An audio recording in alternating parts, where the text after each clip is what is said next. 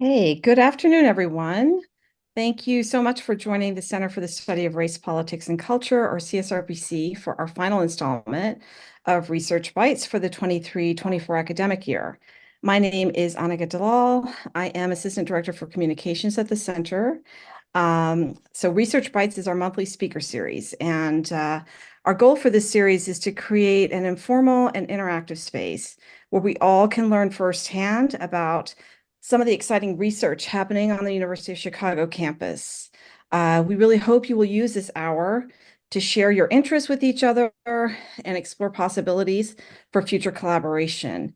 We ask that you please watch the chat for subscription links for our weekly newsletter, and that's where you can learn about all of our upcoming events, as well as get news from our friends, faculty affiliates, and various grant and job opportunities. I also want to encourage you to follow us on social media.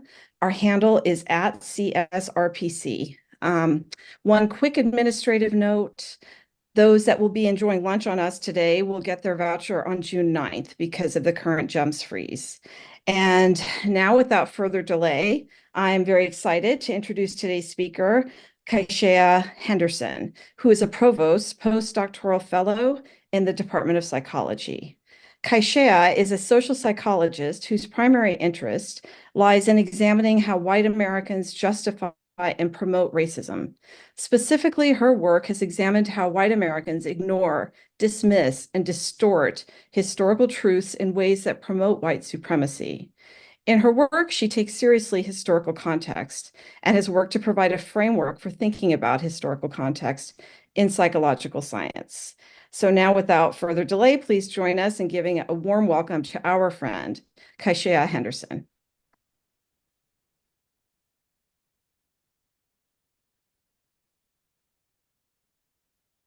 Okay, hi everyone. Let's get okay. I always get really confused with Zoom. I'm here now. I'm good. Are Yeah, you all you're, seeing the slide? we don't see the slide. Oh, yes, we do. We got them. They're there. Yep. Okay. You don't see my notes? You No. don't. Perfect. Thank you. All right, so thank you. As Annika mentioned, my name is Kyshia Henderson.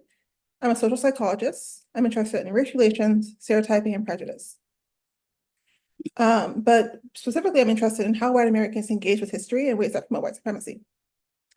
So today I'm going to talk about one part of my research program, which is Confederate monuments, the historical and contemporary meaning.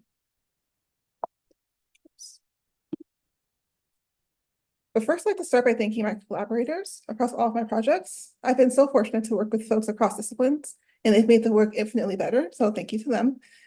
Infinite thank yous to them. And also thank you to the funders, University of Virginia Quantitative Collaborative, the Equity Center, and the Ford Foundation. And thank you all for attending. I'm very excited to be here. So a brief roadmap. First, we'll start with a brief background to situate the work. Then I'll present some work on historical meaning of Confederate monuments, and then we'll shift to contemporary meaning of Confederate monuments with 3 studies. To begin, as we all know, the United States has a history of racial violence and racial exploitation. We saw this with institutional slavery. According to the 1860 census, there were almost 4 million people enslaved in the US. Enslaved people were subject to grotesque, violent punishment, and they were treated as less than human. But after the US ended child slavery, people lied about it. Take this quote, for example. Slavery was, in fact, one of the mildest and most beneficent systems of servitude in the world. This is obviously a lie. This lie comes from Edward Pollard, a white Southern editor that is said to have written the cornerstone of what's known as the lost cause narrative. Following the end of the Civil War, a war fought to maintain institutional slavery, white Southerners worked intentionally to refashion a narrative of the war that would preserve their group identity. This refashioned narrative is known as the lost cause narrative. Now, this is the United Daughters of the Confederacy. In a massive campaign, UDC worked to rewrite the narrative of Civil War history. They pushed the ideas that the Civil War was fought over states' rights and that slavery was good for all. As we know, these are lies. Now, this rewriting of history was intentional. In United Daughters of the Confederacy, they were successful in the rewriting campaign. Textbooks for a long time, and maybe some still today, followed the guidelines set forth by the UDC. Now, this is a pamphlet distributed by the UDC on guidelines for textbooks. I'm pointing out two particular lines here. The first, reject a book that says the South fought to hold her slaves. And reject a book that speaks of the slaveholder of the South as cruel and unjust to his slaves. Again, these push the lies of the lost cause narrative. These rejections are saying that the war wasn't about slavery and that slavery wasn't bad for everybody. Now, these two statements might sound familiar to you for many reasons, but one reason it sounds familiar to me is because these are things I hear people say when it comes to Confederate monuments. This is how people justify Confederate monuments in our public spaces.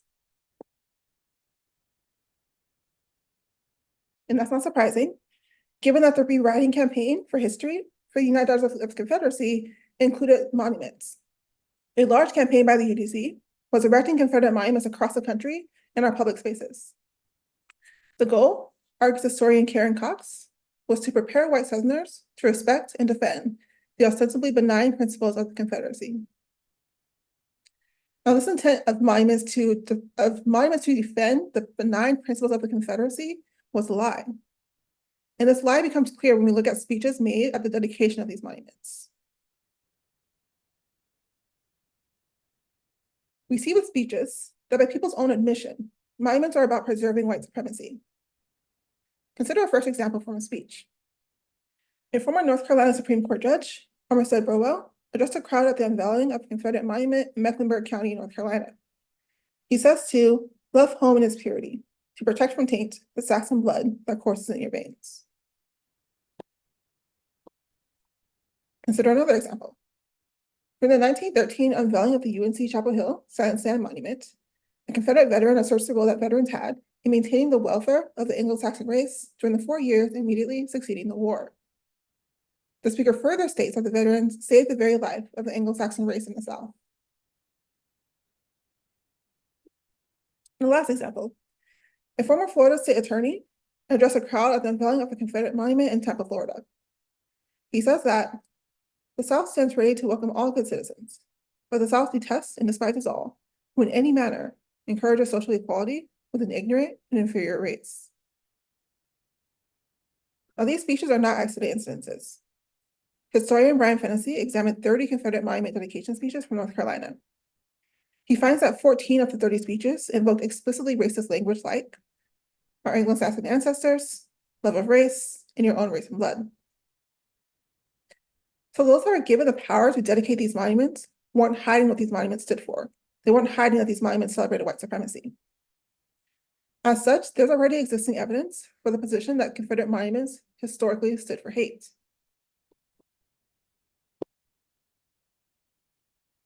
But this idea that Confederate monuments serve the motives of white supremacy is not just seen in dedication speeches. It's also seen in the placement of these monuments.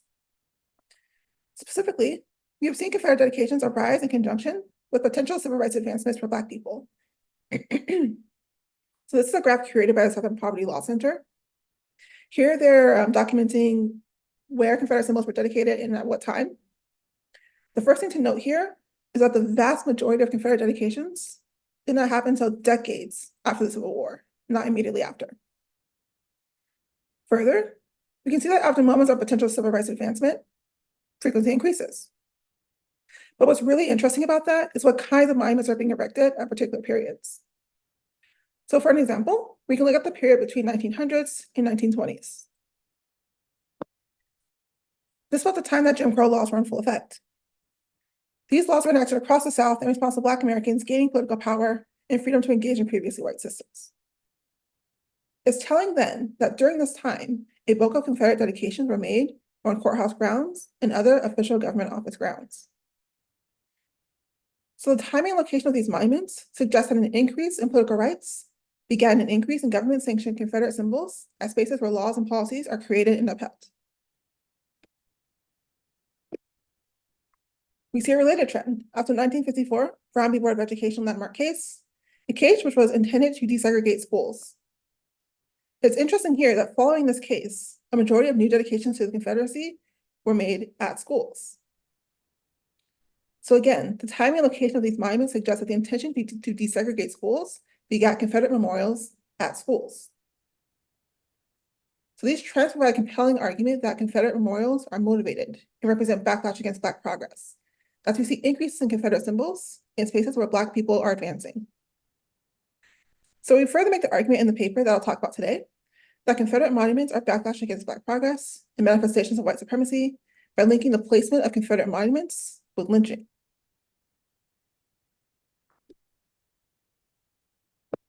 So lynching is a form of extreme violence where mobs viciously execute a person. This became a prevalent and racialized practice in the South during Reconstruction and following the Civil War. Lynchings were acts of mob violence intended to maintain white supremacy, suppress civil rights, instill fear, and terrorize Black people.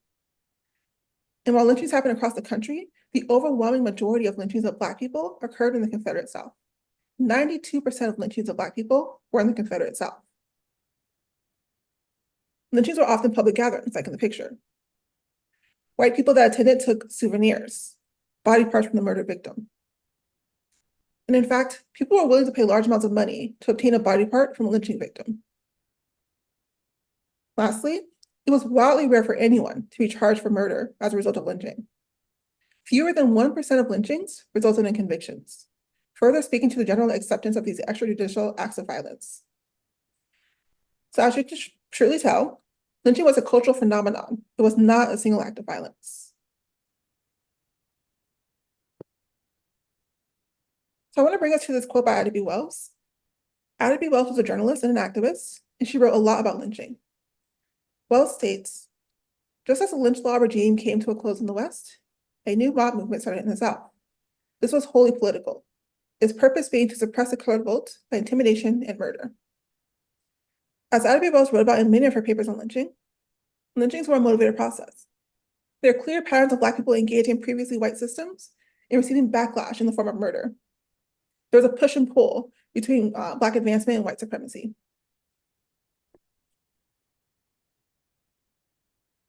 Okay, so that sets up the talk for today. Today I'll present work that questions the meaning of Confederate symbols. To do this, in our first study, we examined the historical legacy of Confederate monuments by linking monuments with lynching. Here we take seriously claims that monuments reflect hate and racial violence. So specifically, we sought to test the claim that hate is not at all a part of Confederate symbols. Now, this is a claim that's put forth by the heritage not hate argument, which we'll talk a little bit more about later. So as such, our objectives for study one were to examine whether Confederate monuments reflect hate in the past, historically. So to start with study one, why might we expect Confederate memorials and lynching to be related? First, because there are clear parallels between lynching and Confederate memorials as proxies for resistance to Black progress. We also theorize that they share the purpose to intimidate and terrorize Black Americans for the maintenance of white supremacy. Now, if this is true, then we would expect a significant relationship between lynching and Confederate memorials. And so we hypothesize that the number of Confederate memorials at the county level and lynching at the county level will be related because both are manifestations of white supremacy and backlash against Black progress. So for this study, we restricted analyses to the 11 former Confederate states because this is where about 92% of lynchings of Black people occurred, as I mentioned earlier. We obtained data from 9 states from the Tolnay and Bailey dataset. This documented lynchings from 1882 to 1930. And we obtained data for Texas and Virginia from the Equal Justice Initiative. This covered lynchings from 1877 to 1950. And lastly, we got data on the location of Confederate memorials from the Southern Poverty Law Center. This documented 1,600 monuments in the Confederate South. So here we hypothesize again, the Confederate memorials at the county level will be correlated with lynching at the county level.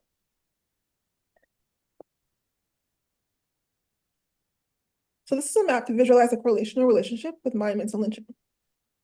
The darker shades represent counties with the most lynchings, and each individual Black dot represents a Confederate monument. So where you see more lynchings, you see more Black dots.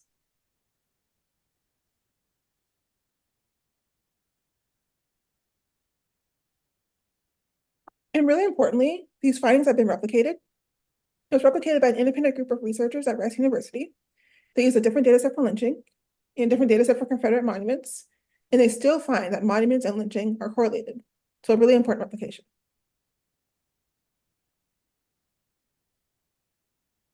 So historians in our data make clear that these monuments are tied to racism historically. And yet, many white Americans do not acknowledge this. Which is why next we'll talk about white Americans' contemporary support for the Confederate flag across 3 studies. So to examine contemporary attitudes toward the Confederate flag, let's look at the schooling context. Historically, we have seen the Confederate flag used by those supporting school segregation at protests. There are documented cases of people marching for school desegregation and white people on the sidelines waving the Confederate flag and holding signs like the ones pictured on the screen.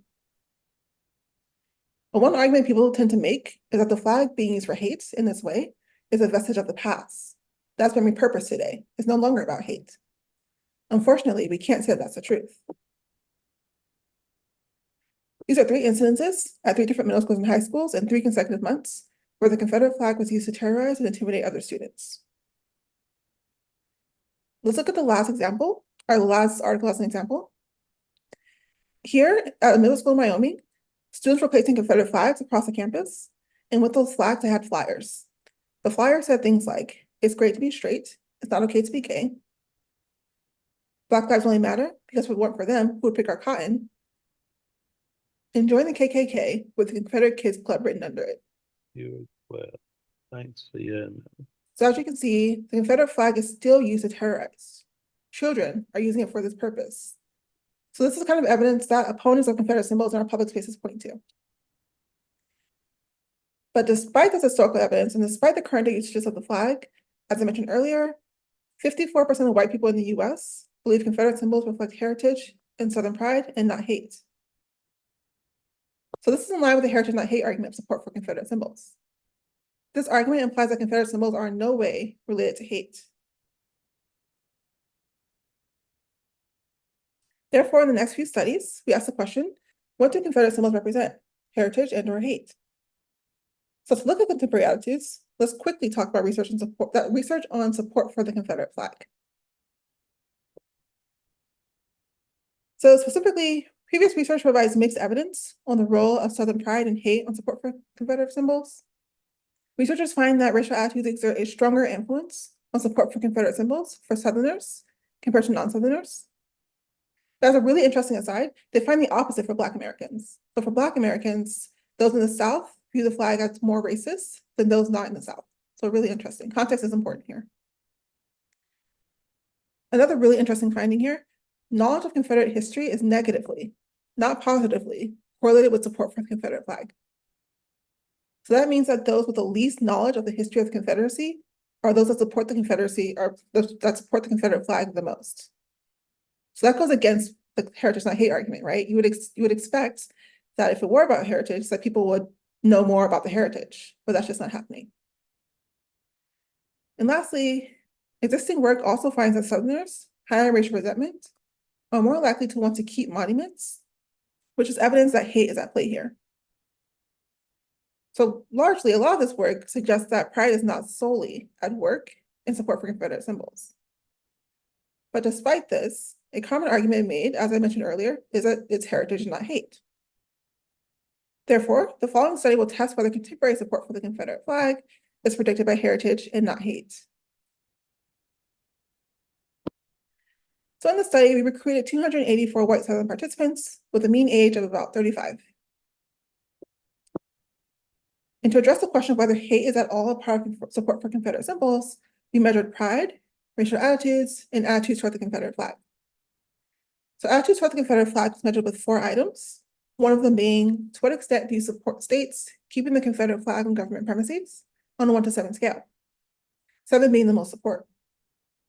Southern pride was measured with 3 items, all pretty face valid, so it's what you see is what you get. One item is, I define myself as a Southerner on a 1 to 7 scale, 7 being the most Southern pride. And lastly is our proxy for hate, which is symbolic racism. So symbolic racism is the endorsement of beliefs that Black people are morally inferior to white people because of violations to this pull yourself up by your bootstraps ideals. This perceived violation is used to justify the continued discrimination of Black people on the basis that Black people have a deficient culture. Symbolic racism also has items that are tied to historical racism, which we would argue is important in understanding support for the Confederate flag, which is another reason why I think this is a really helpful measure to use. So yes, symbolic racism is our measure of hate here. So the hypothesis here is very simple. We hypothesize that support for the Confederate flag will be predicted by hate, which will work against the heritage not hate argument.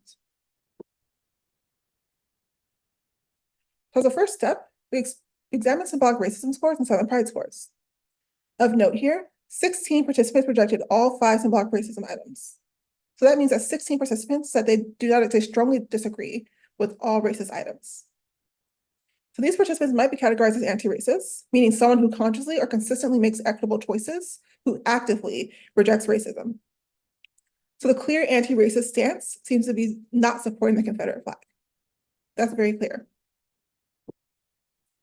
On the other hand, 46 participants strongly agree with all Southern pride items. So they said strongly agree to all the items.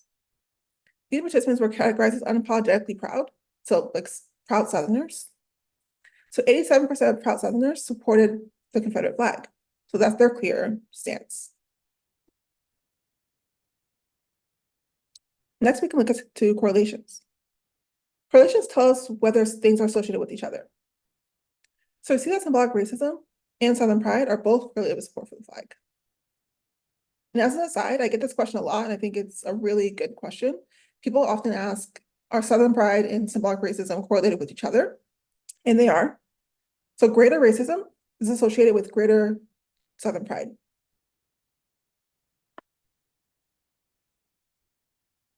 Okay, so to examine whether Confederate flag support represented heritage and or hate, we conducted a regression. So regression tells us whether something predicts another thing. So does movement here predict movement there? So here, symbolic racism and Southern pride were added as predictors of support for the Confederate flag. So here the question is, does symbolic racism and Southern pride predict support for the Confederate flag? On the y-axis, you'll see support for the Confederate flag, with 7 being the most support. On the x-axis, you'll see standardized scores. Their lines will be regression lines. So the red line will be Southern pride, and the blue line will be symbolic racism. So we find that both Southern pride and symbolic racism predict support for the Confederate flag. So in this study, hate and pride are equally strong predictors of support. So as hypothesized, hate is a significant predictor of support for the Confederate flag. But in this study, which is something I'm really excited about, we included open-ended measures. So participants answered 2 prompts. The first was about Southern pride. Please tell us about your attitudes toward the South. Is being a Southerner a big part of who you are? Are you proud to be Southern? Why or why not? For racial attitudes, please tell us about your racial attitudes. Specifically, your attitudes toward African Americans. How do you feel about this group and why? And I'm going to say here that people wrote a lot. If you give people space to write, they will write, is what I've learned. So people had a lot to say here. So we had a lot to work with. So as an initial step, we use the linguistic inquiry word count, which is known as LUK. It's a text analysis software that counts the number of words used in various categories. So it counts the number of positive emotion words, 6-letter words, use of past tense words, things like that. So there are many things that were significant with LUK, but I'm just going to focus on word count for this presentation. So we find that racial attitudes word count is not significantly correlated with support for the flag. We didn't have any hypotheses here, so that's fine. But we do see something really interesting with Southern pride. We find that the pride word count is significantly correlated with support for the Confederate flag.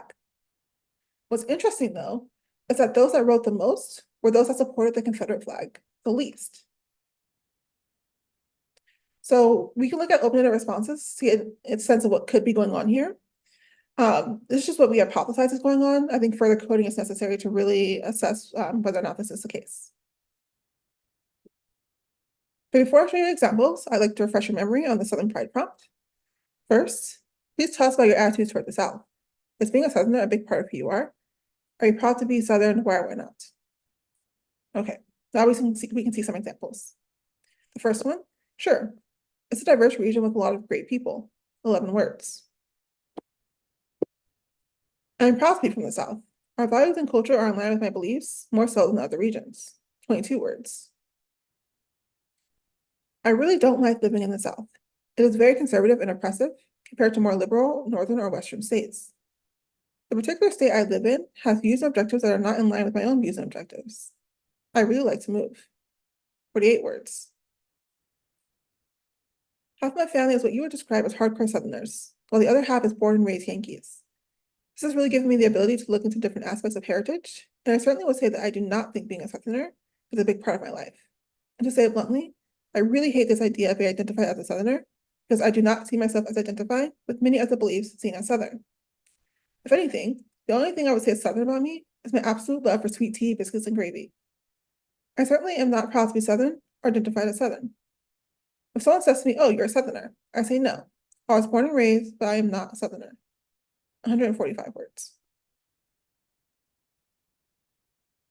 So people that did not support the Confederate flag were really engaging with the task of examining their Southern pride. And people that are writing a lot are writing very strongly pushing back against being identified as Southern. They're using a lot of words to push back here. So one way of interpreting this result is that lends the hypothesis that support isn't just about pride. If it were just about pride, we would expect that people that support the Confederate flag would be able to elaborate on what their Southern pride is, but that's not what we're seeing. And these are just analysis of word counts. We also have some really great research assistance to some hand coding. So here I had 4 research assistants start by coding a sample of 10 responses, following a coding scheme I put together. Then we met and discussed their differences. Then they coded the entirety of the data set independent of each other, and they coded it for 4 different things here. First, how negative or positive the expressed attitudes for the South are. 1 being extremely negative, 7 being extremely positive. How central is being Southern to the participant's identity. 1 extremely disidentified, rejecting the identity, and 7 extremely identified, bringing the identity into the self. Next is how negative or positive the racial attitudes expressed in response are. 1 extremely negative, 7 extremely positive. And lastly, we coded for colorblind racism, which I refer to as race-evasive racism from here on. So this is a form of racism where people minimize or deny the extent of racial inequality or discrimination. Or they try to explain racial inequality as resulting from factors unrelated to race. So regarding this coding, we considered the use of various semantic moves discussed in Eduardo Bonilla Silva's 2017 book. And this was presence absence. So if the research assistants noticed that a semantic move was present, they coded as 1. If they did not notice a semantic move, they coded as 0. So a response like this might be coded as a 4 on a 1 to 7 scale of how negative or positive the expressed attitudes for the South are. This response that we read earlier might be coded as a 1 for how central is being Southern to the participant's identity. And I didn't provide examples of responses to the racial attitudes question, but I'll give you a really tame one now. I feel comfortable around and positive about African Americans. Here's a response that might be coded as a 4 or 5 in racial attitudes and a 0 for race-evasive racism.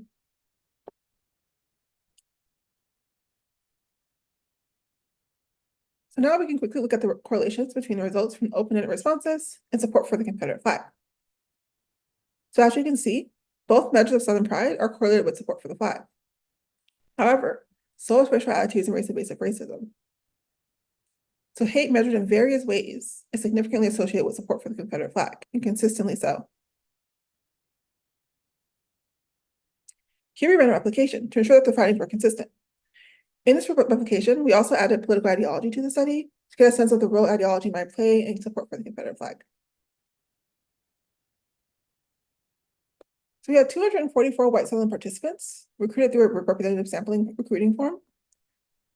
Here the mean age was 50. So in this replication, we asked the same questions regarding attitudes for the Confederate flag, Southern pride, and symbolic racism, which again, symbolic racism was our proxy for hate. We also added political ideology, as I mentioned earlier.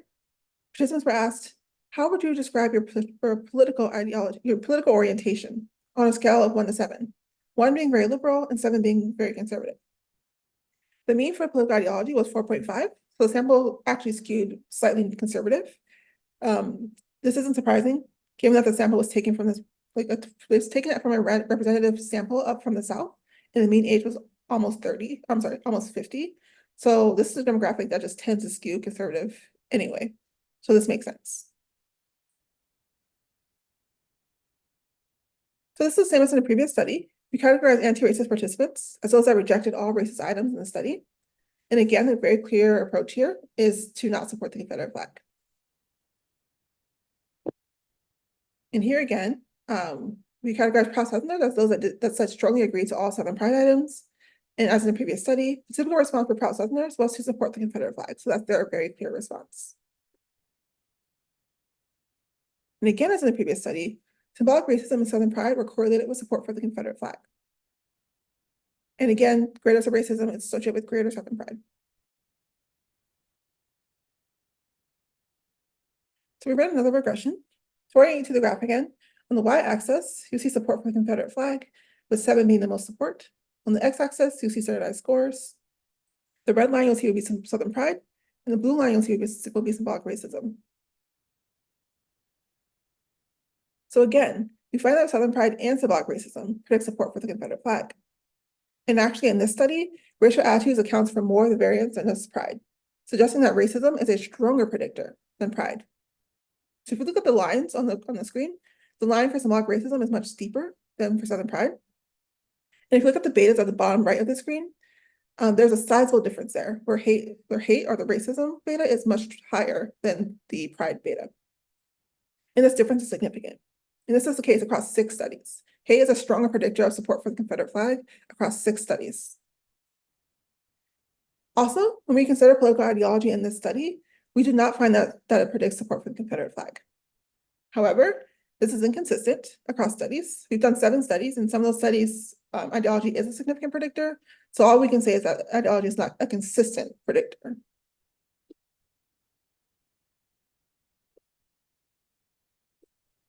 So survey data suggests, to summarize, that contemporary support for the Confederate flag reflects heritage and hate, measured in various ways. Hate is always a predictor. In fact, across 7 studies, hate is a significant predictor. And as I said, in 6 of the 7 studies, hate is a stronger predictor of support for the flag than is pride. But in the next study, we use experimental methods to see if we can move that around. So in the study, I continue to examine contemporary attitudes by manipulating Southern pride. So if we shift Southern pride, do we see changes in support for the Confederate flag? So formally, the question is, how might manipulating Southern pride affect support for the Confederate flag? Does increased pride lead to increased support for the flag?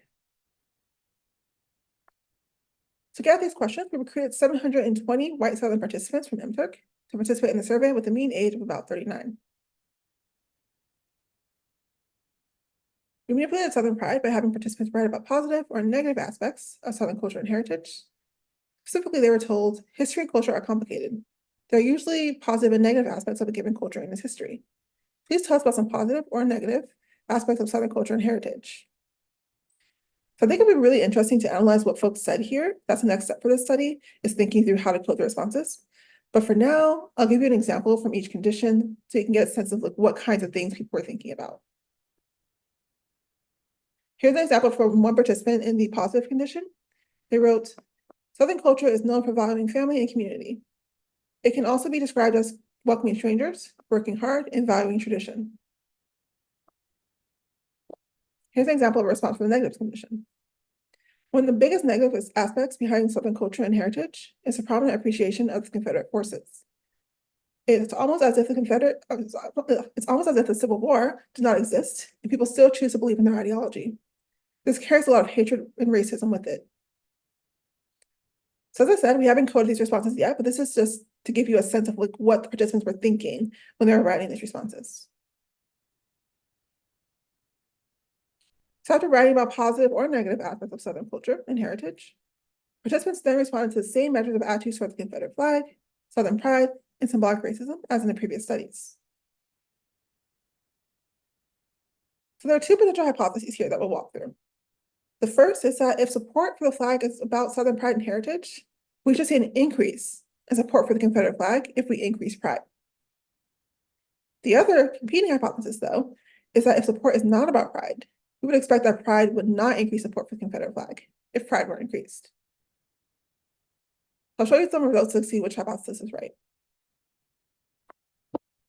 But first, this is a graph to show the effect of the Southern pride manipulation on actual reported Southern pride. Basically, here we were trying to shift feelings of Southern pride. This graph shows if that actually worked, if our manipulation worked. So to orient you to the graph, on the x-axis, you see condition, negative and positive. On the y-axis, you see self-reported Southern pride, 7 being the most Southern pride. So we see the expected effect in our manipulation check. Those that wrote about negative aspects of Southern pride reported lower Southern pride, and those that wrote about positive aspects of Southern pride reported greater Southern pride. So this is a good sign that we can move forward and think about the relationship that we're most interested in. So I'll quickly walk you through what that looks like. So while we do see the effect of condition on Southern pride from the last slide, we actually do not see an effect of a direct effect, a condition on support for the Confederate flag. So shifting Southern pride did not impact support for the Confederate flag. Those that reported an increase in Southern pride did not report an increase in support for the Confederate flag. So let's look back at the competing hypotheses here. The first one, if support for the flag is because Southern pride and heritage, we should see an increase in support for the Confederate flag when we increase Southern pride. The other one, if support is not about Southern pride, we would expect that Southern pride would not impact support for the Confederate flag when pride is increased. We found support for the latter. So of course, I'm interpreting no results here. Further work is needed to be done, but these no results are really interesting. It could suggest that support for the Confederate flag is not entirely due to Southern pride. So this study, in combination with the previous studies, provides initial evidence against the heritage not hate argument. Historically and contemporarily, Confederate symbols are associated with hate. And this last study provides some suggestion that support for the Confederate flag is not entirely due to Southern pride, as increasing Southern pride did not increase support for the Confederate flag. To bring us back to polling data, white Americans largely deny that Confederate symbols represent racism. This denial ignores historical truths surrounding the Confederate symbols, as well as current day attitudes. But this denial is not innocent. It allows for Confederate monuments to remain under the guise that they're standing for Southern heritage and pride, with ostensibly no hate. Now, across lines of work and disciplines, it's clear that hate is a significant factor of Confederate monuments. It's not solely pride. And if we think that monuments to hate should not stand in our public spaces, then these monuments must come down. Okay, thank you.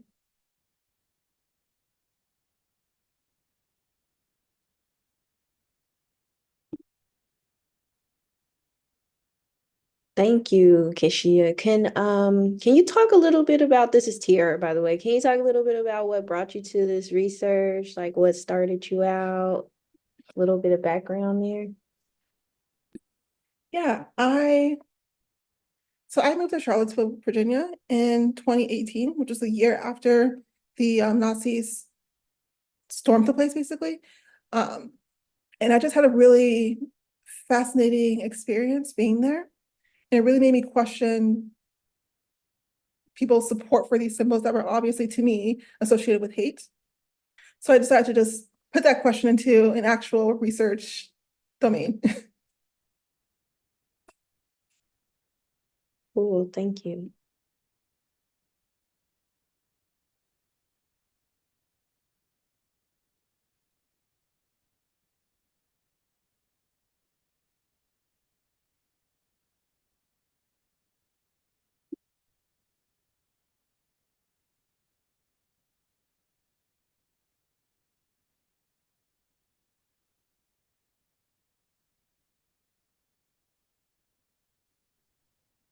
I'll ask a question. Thank you so much for your presentation.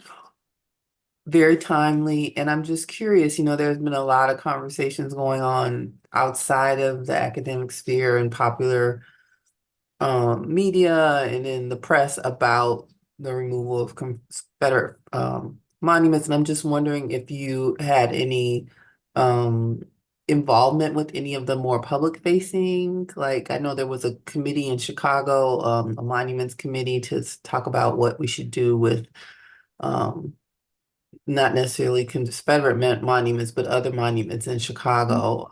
Have you been involved in any of the kind of public conversations around this?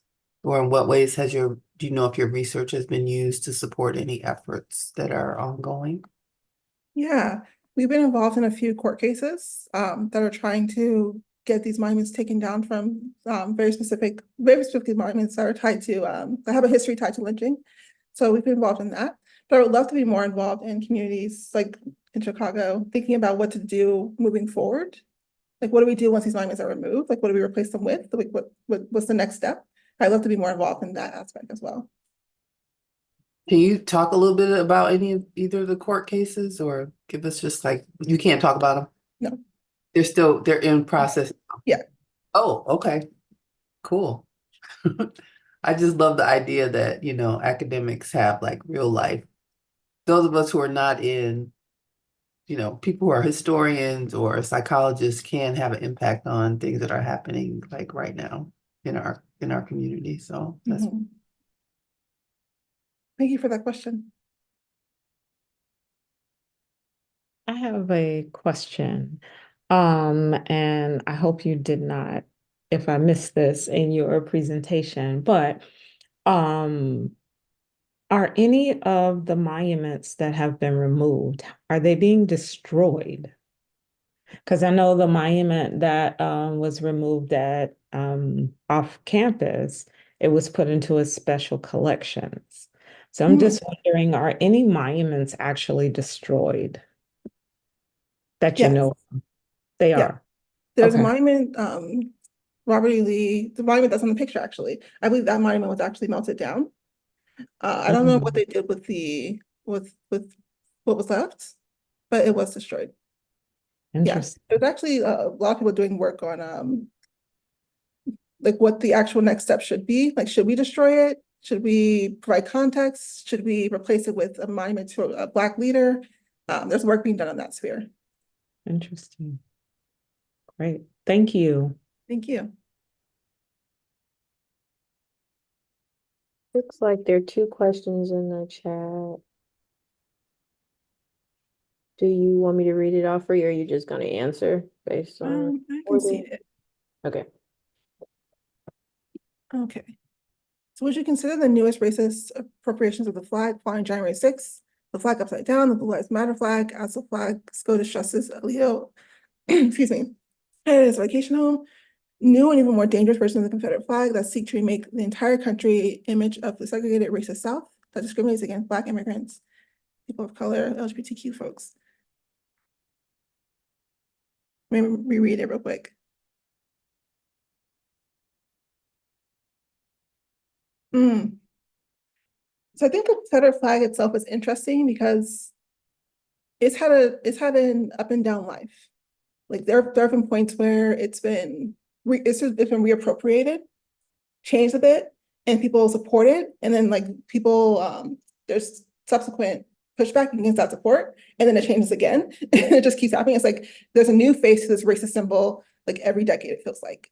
And I think it is dangerous because we don't know how to handle it then. We're not really applying what we've learned previously to these new iterations. So I think that's where it can be dangerous. That's a great question, though. Okay. I'm surprised to discover the existence of Confederate monuments in northern spaces like Martha's Vineyard. Do you have any insight on how these monuments came to be in non-Confederate spaces? I actually don't. It's something I'm interested in as well.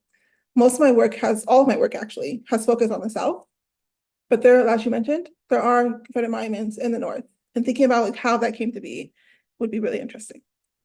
Thank you.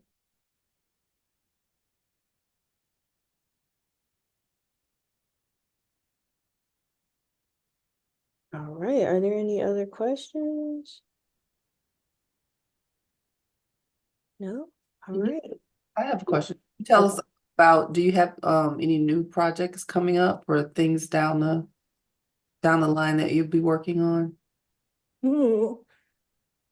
Yes. So one way I can describe my research in one sentence is how white Americans dismiss, distort, deny, and ignore the history of racism. So some of the work is on how white Americans see racist events as happening further in the past. And that's the case. They think that like historically racist events happened longer ago than they actually did. And that can be dangerous as we think about policy. Like if you think that slavery happened much further along ago than it did, then you're not going to support reparations. So that's important to think about. We also have work on distortion and how particularly conservatives They actually, how do I describe this? Conservatives that have the most historical knowledge related to racism actually acknowledge racism the least. And it's a finding. It's a finding. So we're thinking about what to do with that next. One thought is that they're distorting the knowledge that they have to fit their dominant ideological narratives. But now we're thinking about how to tease that apart. So that's next in the pipeline. Thank you. Thank you. Oh, I am not familiar with that history, but I'll read into it.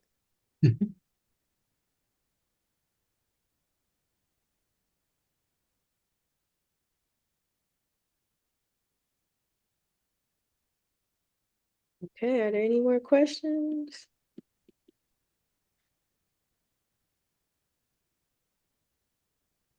Great. Well, we will end it there and oh wait. Okay, well, we'll end it there. Thank you so much, Kyshia, for your talk today. Have a good day.